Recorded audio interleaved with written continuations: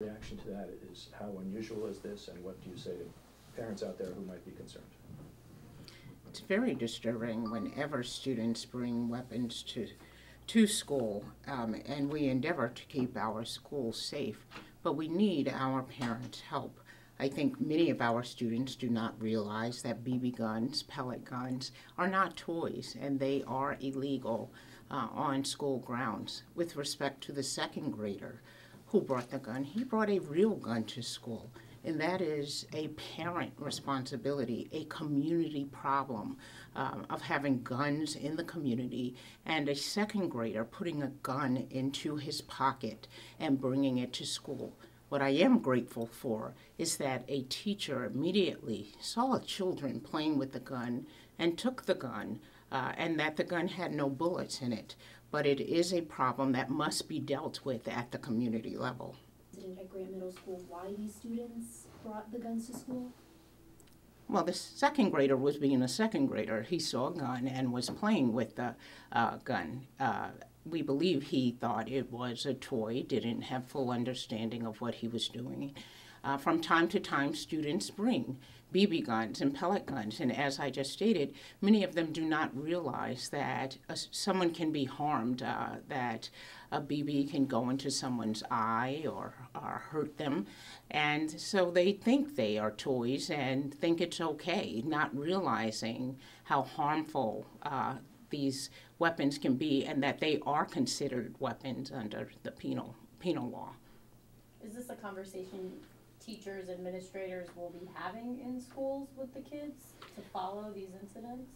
We always have these conversations. We'll continue to have these conversations with our students and with parents, trying to help them understand that these weapons are not toys and that they are not appropriate for school.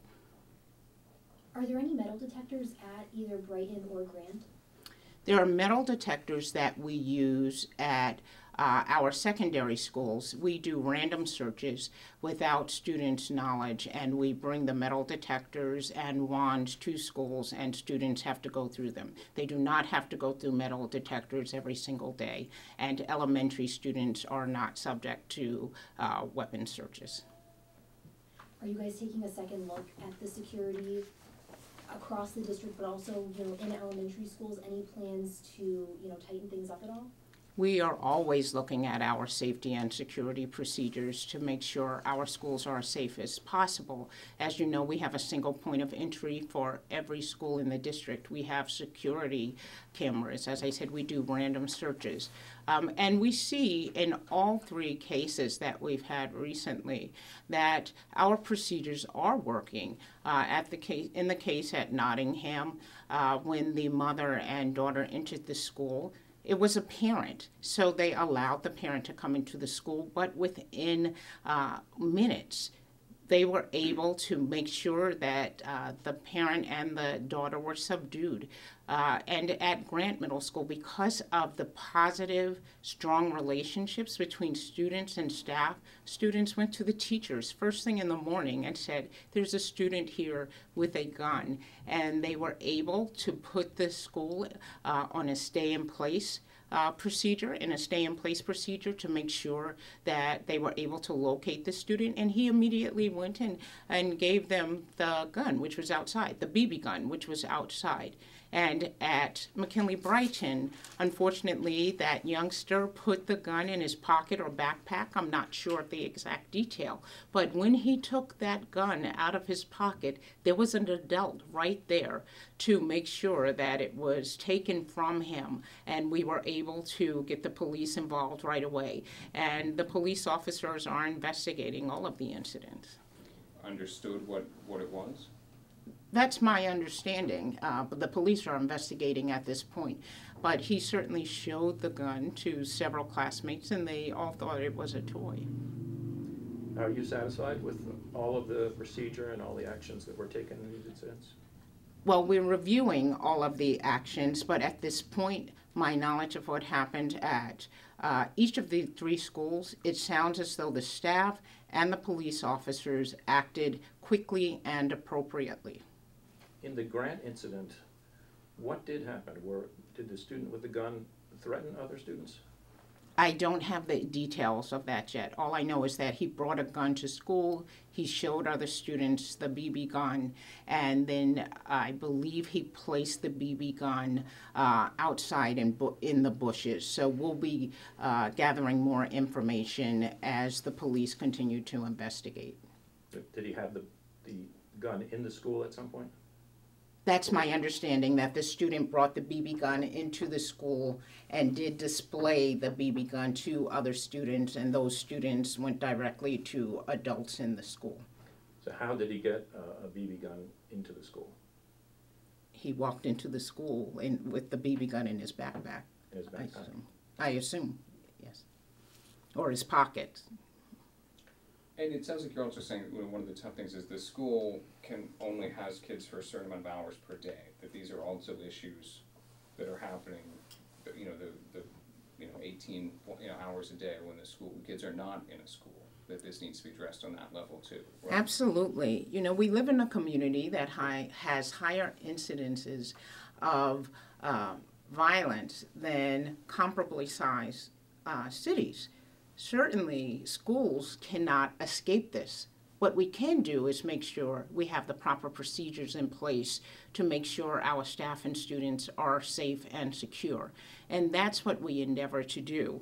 And prevention is predicated upon knowledge. We have to continue to make sure our teachers and administrators have the knowledge about trauma, about what's going on in the community, so that students come to them or they recognize signs that students may be under stress, or signs when someone's coming into the building that shouldn't be in the building, and we're able to act quickly. That's when our security cameras, our metal detectives, and our security staff are most effective. But this is a community problem, and schools cannot escape what happens in the community. And until this community comes together to say we're going to do something about violence as a whole, we're going to continue to see these kinds of incidents. And it is frightening and upsetting.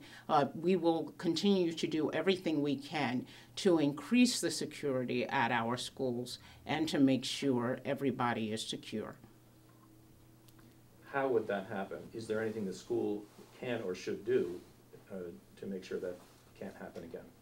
Well, I think we have to look at our security procedures to see, do we have to do more searches of students? Of course, we'll consider, do we need more metal detectors in school?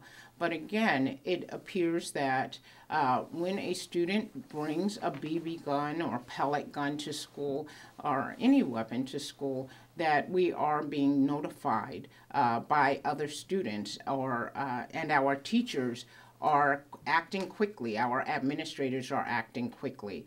But we have to look at every security procedure, as does every urban school district in America. You mentioned that the second grader may not have really known what this gun was, maybe thought it was a toy. How do you deal with a student like that? Is there a punishment involved? Is there counseling? What's going to be happening with that student? Well, when a student brings a weapon to school, they go to a student hearing. Certainly, I can't discuss what is specifically happening with the student, but there are consequences for bringing a weapon onto school grounds. Possibly suspension? Well, you're always suspended, yes. If you bring a weapon, you're Absolutely. automatically suspended for what, 5 days? Or? You are suspended. I can't share that student's specific discipline information, but I can tell you, you are always suspended, and it goes to a student, to a superintendent's hearing. Do you have any pause in suspending a second grader? I know it's in your code, and you. Absolutely. That's a great question. It is very disturbing because I know he didn't go out and purchase a gun, that he got the gun from an adult, and I think that adult needs to be held accountable for that. Do you have any details on how he got the gun? Was it in his home? Or? No, and I do not believe the police have that information as of yet. And maybe you just clarify, so the high schools do have metal detectors now, the elementary schools don't?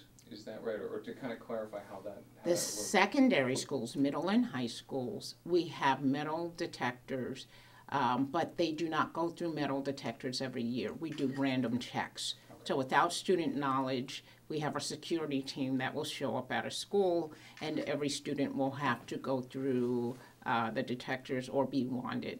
Okay. That's only a random, several times a year, maybe 4 or 5 times a year in a high school, that might happen? It's more than 4 or 5 times. We do this consistently, but students have no idea when it will be done. And that's not done at elementary school? It is not done at elementary schools, that's correct. Specifically in the schools where these 2 gun incidents occurred, are there any special things going on at those schools as a result of that, in terms of counseling students, anything like that?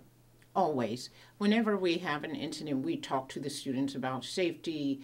We try to make sure they understand that they are safe, and we reiterate to them the importance of coming to adults when they feel that there is something inappropriate occurring in the schools, as they did in this case. And I'm very proud of the students who immediately went to the adults to inform them that there was a student on school grounds with the BB gun. So when you talk about it being a community problem, and this will continue until the community gets a hold of this problem, clearly there are a lot of people in the community who are concerned. What can people do to try to put an end to this? Well, I think that parents certainly can work with schools on the school improvement teams. Every school improvement team has a discipline committee where we can continue to look at our safety procedures. We can continue to consider what programs are needed. And I think that's where the community can help the most. What programs and interventions are required to help youth with who display violent tendencies or who may have violent behaviors. As you know, school violence is increasing across the nation. Even as we see school violence decrease in the nation in terms of communities, school violence has increased. That's a result of the amount of violence that students see. There's violence on television, there are violent music lyrics, violent video games, and violence is glorified in movies. There's lack of parental guidance. I mean, we could go on and on about what our students and children are experiencing, and the community has to come together to discuss how do we support these children? How do we help younger parents who may not know how to provide adequate guidance? But certainly we have to do something. We cannot allow this to continue. We have time for one more, if anybody has one more question. I guess finally, just what would you say to parents who, might be listening to this, might have, heard about the 2 guns in the 2 days, and they're thinking, what can the district really do to keep my kids safe? What would be your message to them? I would say the district is safe. We certainly have violent incidents in our schools, but we have good security procedures, and we have good, positive, strong relationships between staff and students, where students are comfortable going to the teachers and saying something isn't quite right. And in all 3 cases, we've been able to make sure we've kept our students and staff safe. So I believe our schools are safe, and we'll continue to do everything we can to increase our security at our schools and to make sure we improve upon safety measures in the Syracuse City School District.